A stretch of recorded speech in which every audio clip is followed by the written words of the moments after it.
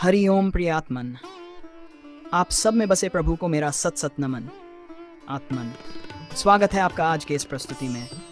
आत्मन हिंदू धर्म में आध्यात्मिकता, स्पिरिचुअलिटी केवल एक विश्वास नहीं, बल्कि जीवन जीने का एक तरीका और स्वयं को खोजने की एक निरंतर यात्रा है। ये दुनिया के सबसे प्राचीन दर्शनों में से एक है, जो मनुष्य को उसके अस्तित्व के वास्तविक उद्देश्य से परिचित कराता है। सनातन धर्म विश्व का सबसे प्राचीन और शाश्वत जीवन दर्शन है, जिसका अर्थ है हमेशा रहने वाला सत्य। इसका न आदि है और न अंत है, बल्कि ये सार्वभौमिक नियमों पर आधारित है, जो संपूर्ण मानव जाति के लिए एक समान रूप से लागू होते हैं। इस संबंध में कोई भी चर्चा बहुत लंबी हो सकती है, लेकिन आज हम लोग सनातन धर्म के अनुसार आध्यात्मिकता के विभिन्न पहलुओं पर एक संक्षिप्त चर्चा करेंगे, जिससे इसके मूल स्वरूप को समझा जा सके। सनातन धर्म में आध्यात्मिकता का मूल उद्देश्य आत्मा से परमात्मा का मिलन है। हिंदू आध्यात्मिकता का मूल आधार यह है कि हर जीवित प्राणी के भीतर एक दिव्य अंश है, जिसे आत्मा कहा जाता है। जीवन का अंतिम लक्ष्य इस आत्मा का ब्रह्मांडीय चेतना या ब्रह्म के साथ मिलन है। The core pillars of Indian spirituality.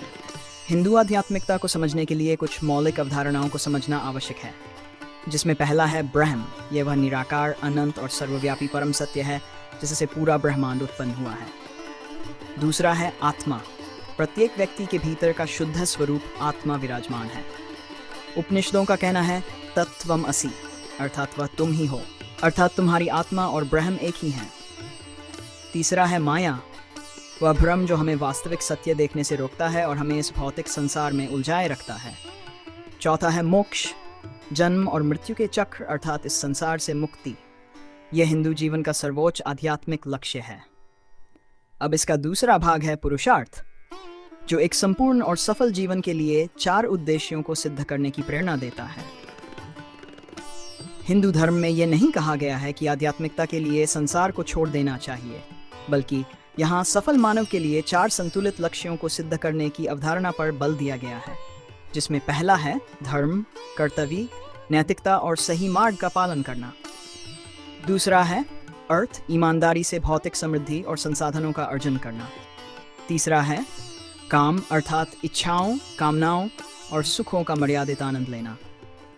चौथा है मोक्ष, अर्थात आध्यात्मिक स्वतंत्रता प्राप्त करना, मतलब आत्मदर्शन या सेल्फ रियलाइजेशन प्राप्त कर सांसारिक द्वंद्वों से मुक्त होकर आत्मा से मिलकर आत्मा से एकाकार हो जाना। मोक्ष का मतलब है भक्ति योग, कर्म योग, ज्ञान योग या राज योग के द्वारा कर्मों के बंधन से मुक्त हो जाना तथा बार बार जन्म और मृत्यु के चक्र से मुक्त हो जाना। अब इस कड़ी का तीसरा भाग है योग और आध्यात्मिक मार्ग, जिसमें कर्म योग, भक्ति योग, ज्ञान योग और राज योग के द्वारा मानव जीवन के वास्तविक उद्देश्य को प्राप्त करने के सिद्धांतों का निरूपण किया गया है। भगवान श्री कृष्ण ने भगवद गीता में आध्यात्मिक उन्नति के 4 प्रमुख मार्ग बताए हैं, जो व्यक्ति के स्वभाव और प्रकृति के अनुसार चुने जा सकते हैं। जिसमें पहला है कर्म योग, बिना किसी फल की इच्छा के अपना कर्तव्य करना।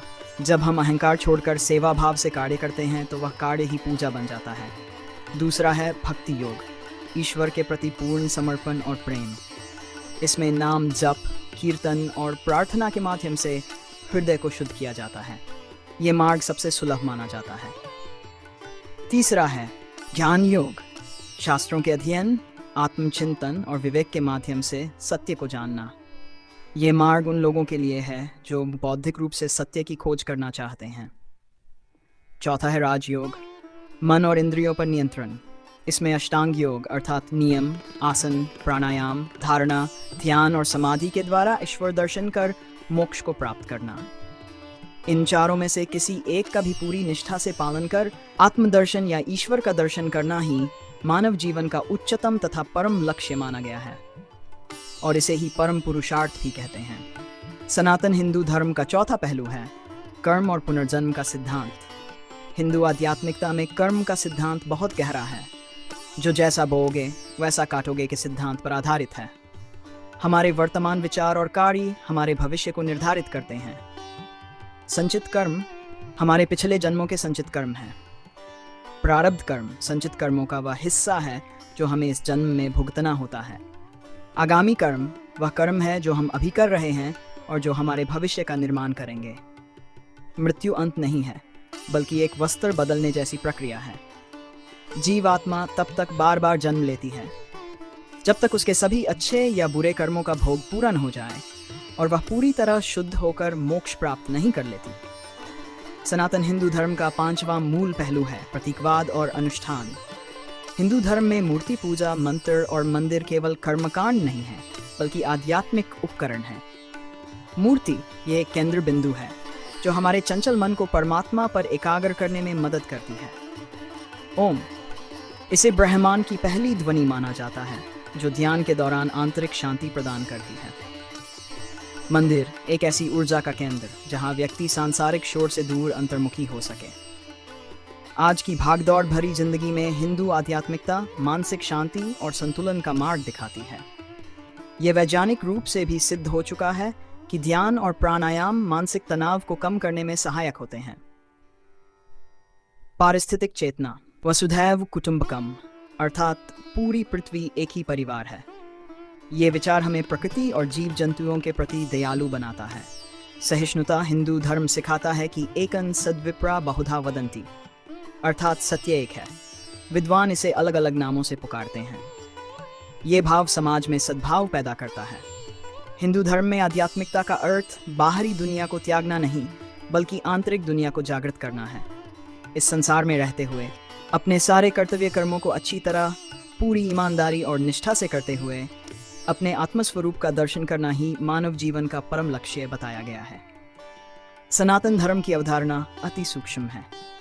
इसके अनुसार हमारा शरीर केवल हाड़ मांस का शरीर नहीं है, बल्कि एक अविनाशी चेतना भी है। जब हम अपने अहंकार को गलाकर प्रेम, करुणा और सेवा को अपनाते हैं, तब उस अविनाशी चेतना के साथ जुड़ते हैं और तभी हम वास्तविक अर्थों में आध्यात्मिक होते हैं।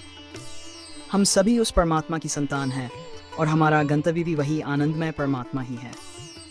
प्रिय आत्मन, आज के इस पावन समय में हमने जो भी जाना, सुना और महसूस किया, वह केवल जान नहीं था, वह आत्मा को जागृत करने का एक छोटा सा प्रयास था। यदि ये वीडियो आपके हृदय को स्पर्श कर पाया हो, मन को शांति मिली हो या आत्मा के भीतर कोई प्रश्न जागा हो, तो समझिए ये यात्रा सफल रही। यदि आप भारतीय आध्यात्मिक ज्ञान, गीता का सार, संतों की वाणी और आत्मबोध से जुड़ी ऐसी ही सच्ची और सरल बातें चाहते हैं, तो अभी चैनल को सब्सक्राइब करें। नोटिफिकेशन बेल अवश्य दबाएं ताकि हर नई आध्यात्मिक यात्रा में आप हमारे साथ जुड़ सकें। इस वीडियो को अपने मित्रों, परिवार और उन आत्माओं के साथ साझा करें जो जीवन में शांति और सत्य की खोज में हैं। और हाँ, कमेंट में अवश्य लिखें आज के वीडियो से आपको क्या अनुभव हुआ। आपका एक शब्द भी किसी और की राह रोशन कर सकता है। अंत में बस इतना ही। ईश्वर आप सबको सद्बुद्धि, शांति और आत्मबल प्रदान करें। हरिओम। फिर मिलेंगे एक नई आध्यात्मिक अनुभूति के साथ। धन्यवाद।